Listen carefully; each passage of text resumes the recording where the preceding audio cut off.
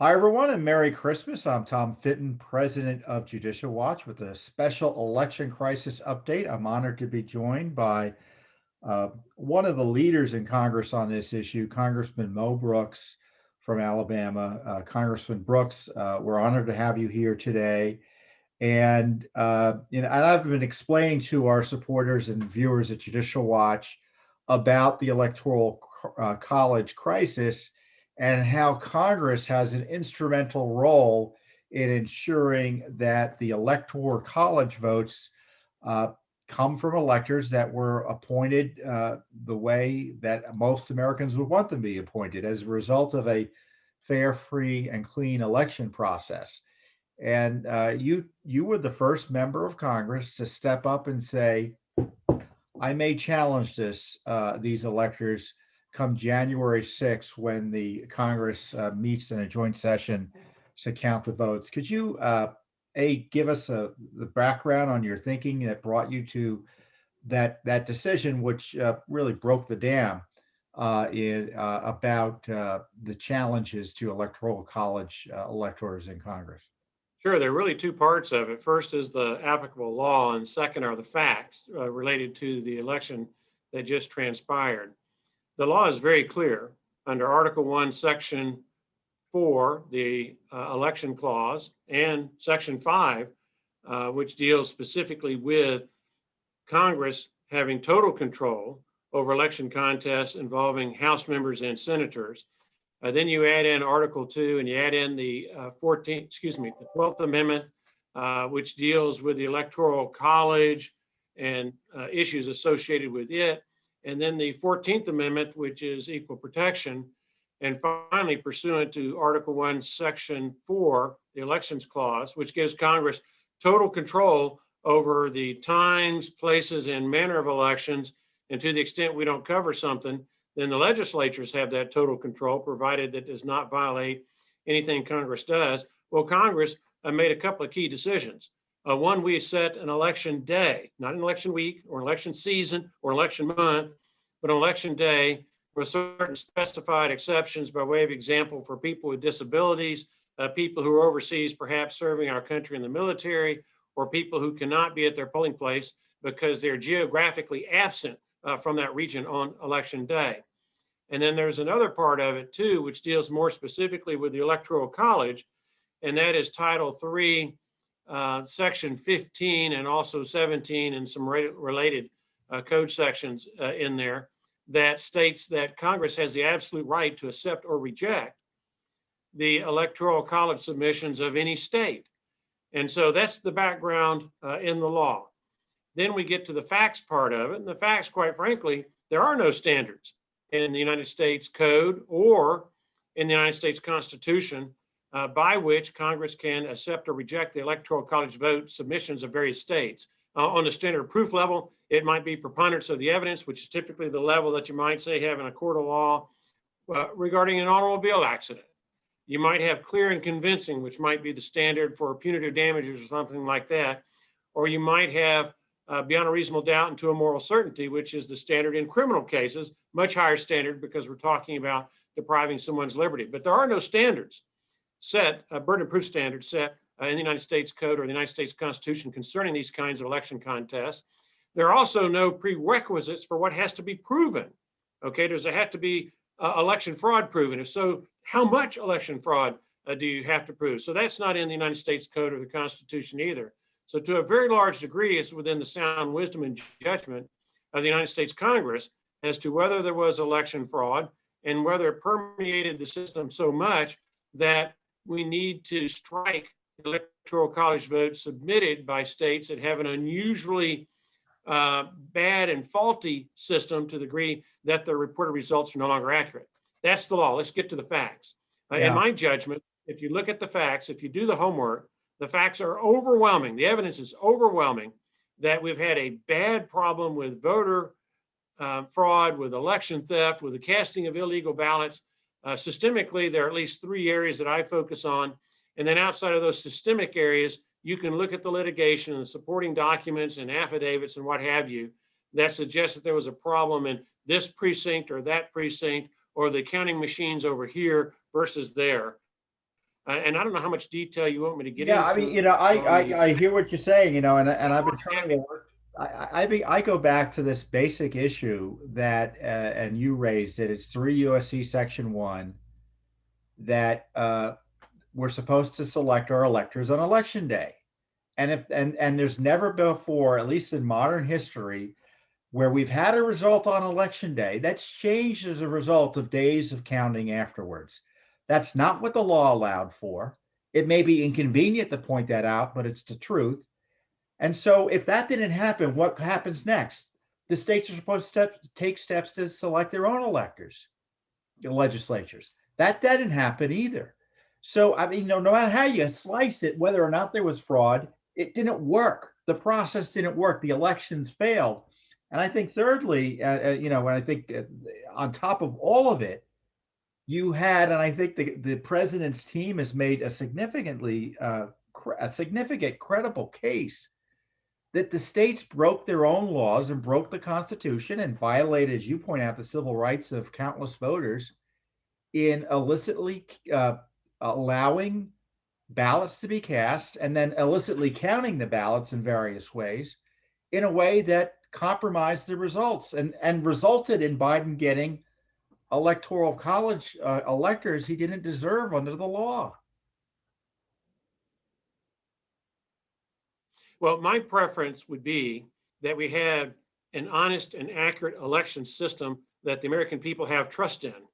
But it's quite clear that with the systemic flaws in our election system and the willful violation of the United States Constitution, Article 1, Section 4 Elections Clause, and the various statutes that you've talked about and others by the states, that those ballots that were cast unlawfully, we have a choice in Congress. We can either ratify ballots that were illegally cast, or we can reject them.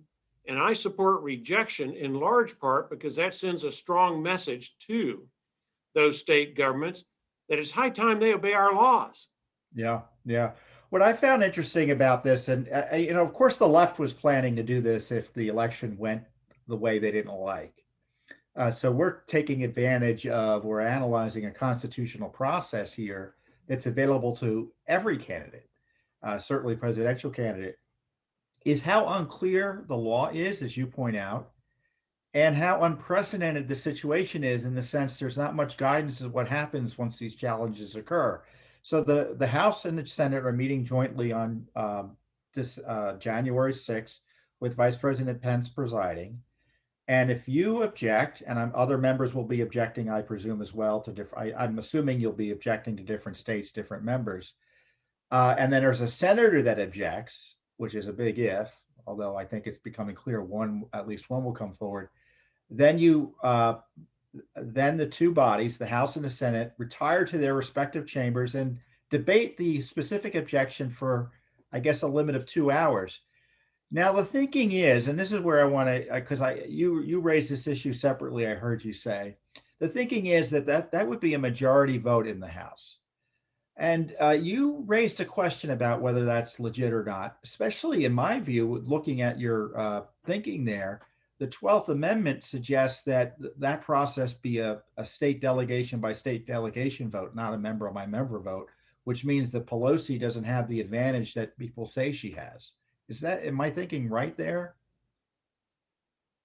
Yes, that is an open question. In the Senate, it's quite clear when we're accepting or rejecting Electoral College vote submissions, the standard is a majority of the 100. And if there's a 50-50 tie, then it would be Mike Pence that breaks the tie in the Senate.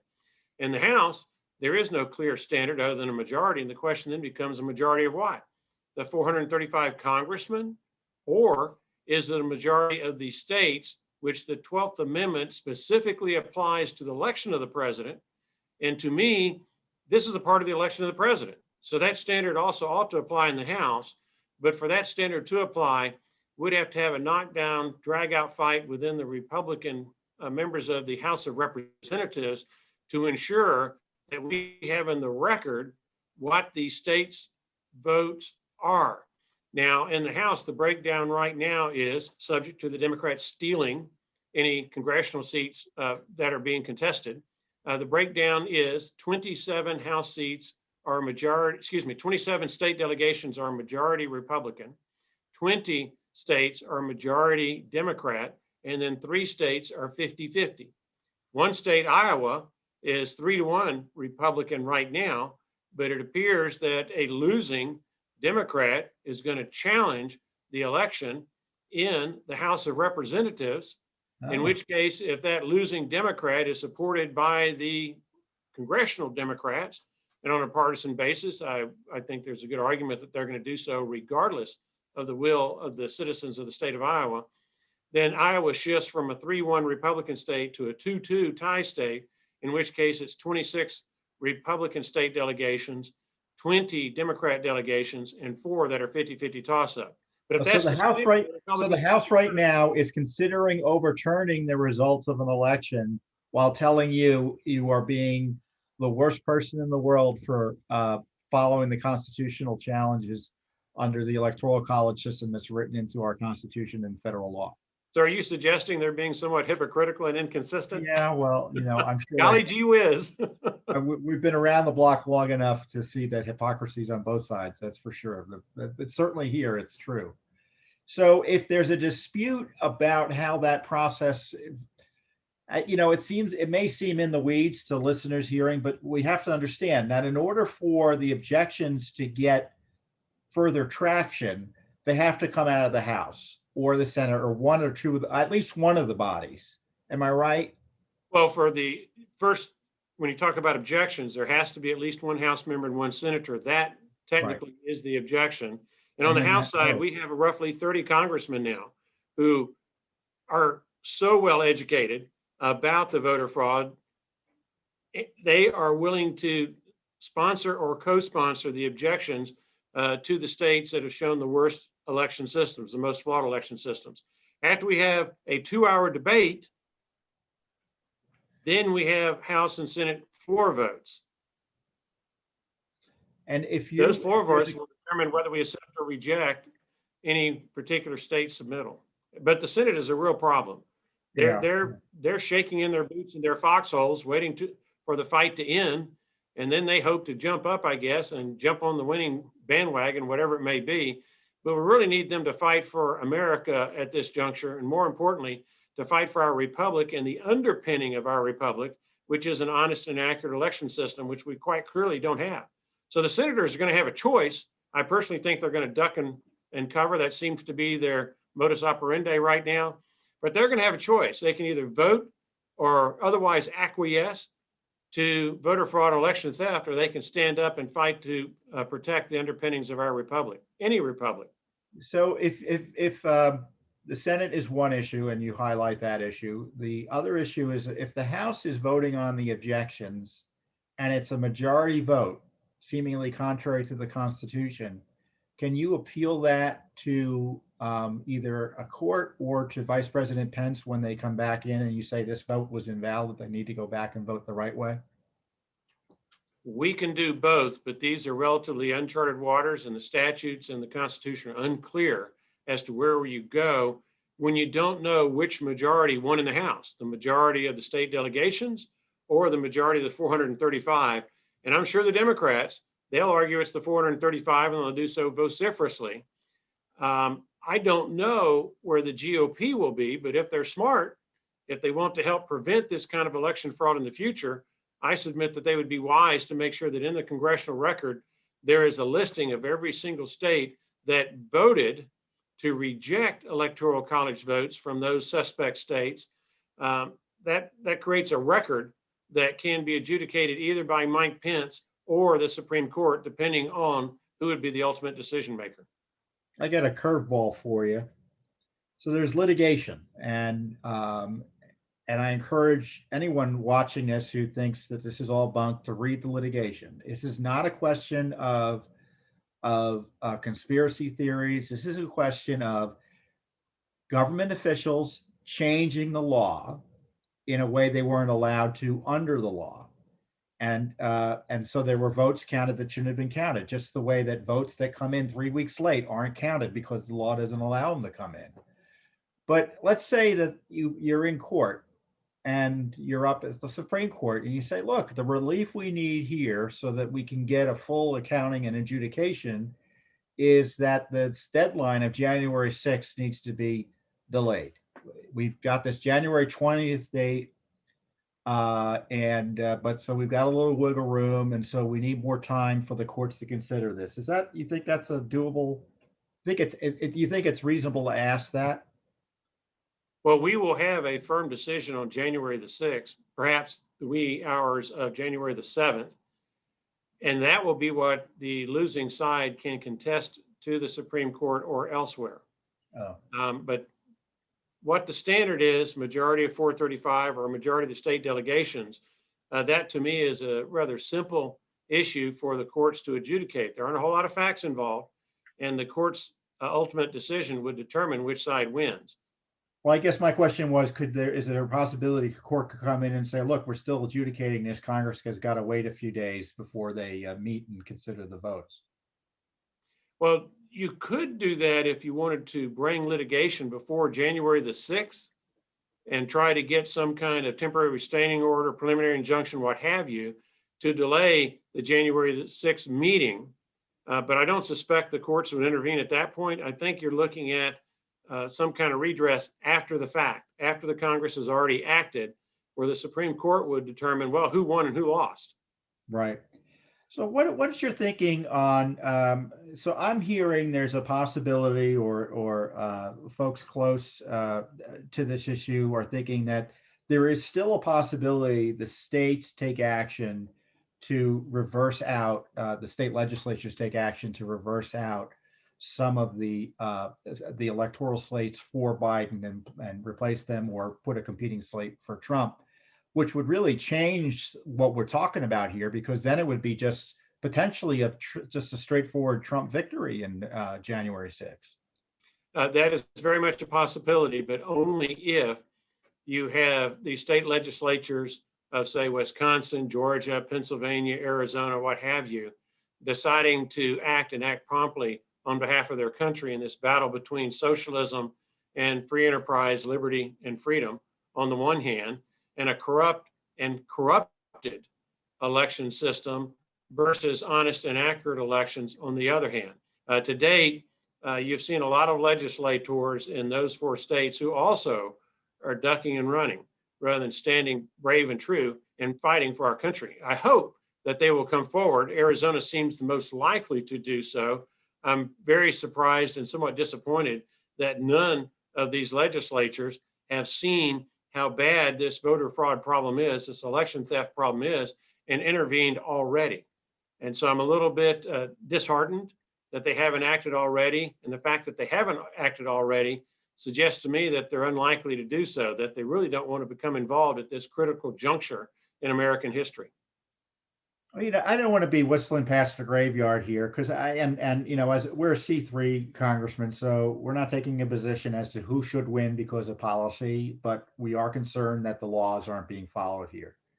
But I see the Biden people kind of being are nervous about this. The left doesn't like what's happening. I think they recognize their hold on power is tenuous. And that's why they are frankly relatively quiet about this. Maybe they just think by being quiet, they hope everyone will ignore it. There are some of them have been. And I don't think it doesn't presume. I guess I'm just used to President Trump, who's boldly talks about debates. Maybe am I being too? Do they think they have it in the bag, or are they nervous, you think? In my judgment, the Senate and House Democrats believe they have it in the bag because we have so many weak senators and congressmen who are unwilling to be brave, who have not done their homework, studied the issues, studied the underlying facts. It's like they want to be spoon-fed instead of conducting their own investigation about the problems with this election. And under the Constitution, with Congress having the ultimate responsibility, we're the ones who are supposed to be uncovering the evidence. We're not supposed to be waiting for someone to spoon feed us. And as long as you've got a significant number of Republicans both in the House and the Senate, that have been unwilling to be brave and stand tall in defense of our election system and in defense of our republic, then there's no reason for the Democrats to be overly concerned. If the Republicans can't come together on stopping voter fraud and election theft, why would the Democrats worry about us stopping them from doing that now or in the future? So what I'm hearing here is that the old Ronald Reagan line: if they won't see the light, make them feel the heat. Voters who are concerned about this really need to communicate directly with their members of Congress and state legislators where appropriate. That to me is No question. It ain't over. They need to be active if they're concerned about this issue. There's not a senator or congressman who is beholden to Mo Brooks, a congressman from the state of Alabama, but they're every one of them subject to the judgment of their employers, and their employers are the citizens of the United States, and they will listen to the citizens of the United States if that voice, that chorus, that cacophony of citizenry is loud enough to penetrate the barriers, the fog that has been erected around Capitol Hill. So my challenge to the American people: if you want honest and accurate elections, now is the time to demand them. Now is the time to act. And in my judgment, this is the most important election in the history of the United States, with the possible exception of 1860 between Douglas and Lincoln, which of course resulted in the Civil War and hundreds of thousands of American lives being lost. That's how serious this particular election is. That's how serious the threat to our election system is, and how important it is for the citizenry to act or risk losing their republic. Yeah, it's been frustrating from our perspective as we've been litigating and educating people about dirty voting rolls, highlighting the fact that the left was planning to do this, that we knew this was going to be the result, and to have folks in public positions of influence and power just kind of stand by. And the position right now of the Republican leadership in the Senate is, forget about whether you should win or lose. They don't even want to have the debate. They don't want to have the debate. And if you're if you're listening right now, and I'm sure Congressman Brooks has already read these briefs, and I'm a layman, I always encourage people to read legal things. Don't presume that the lawyers know everything, especially in matters of political lawsuits. I think it's a fair way to call them. But the lawsuits filed by the Trump campaign in Pennsylvania, Wisconsin, Nevada, the filing made by the Trump folks in the Pennsylvania related to Pennsylvania before the Supreme Court. I don't know how any elected official could read those and not think, oh my gosh, we're going to put the wrong man into the presidency unless we stop, unless we take action. They cheated. They broke the rules. They counted votes they shouldn't have counted. Those votes went and were tipped the election in favor of the wrong candidate. And if the lawful votes had been counted, we wouldn't be having this debate. This is not we don't have to worry about whether anyone committed fraud other than they broke the law, which is kind of a meta fraud. This is a straightforward case that you had several states in unprecedented fashions count ballots they weren't allowed to count, contrary to their own state laws. To be clear and to emphasize what you just said, Congress set a date for an election. The essence of an election is casting votes. Now, we did have minor exceptions for disabled people overseas, people out of their state, what have you. And any vote that was cast outside of that 24-hour window set by Congress is cast in violation of Article 1, Section 4 of the United States Constitution, is cast in violation of the portion of the United States Code that sets that one day for the election.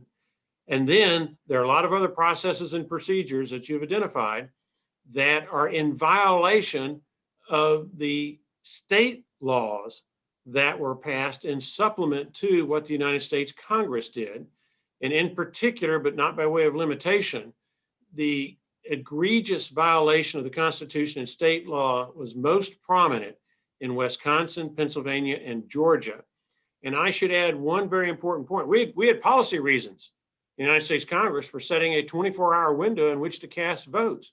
We had policy reasons for why we thought it best to secure the secrecy ballot rights of American citizens by requiring them to cast their ballots at voting precincts where you have walls around you and you can cast your ballot or fill out your ballot in secret and then put it in the machine where no one else can discover what your vote is.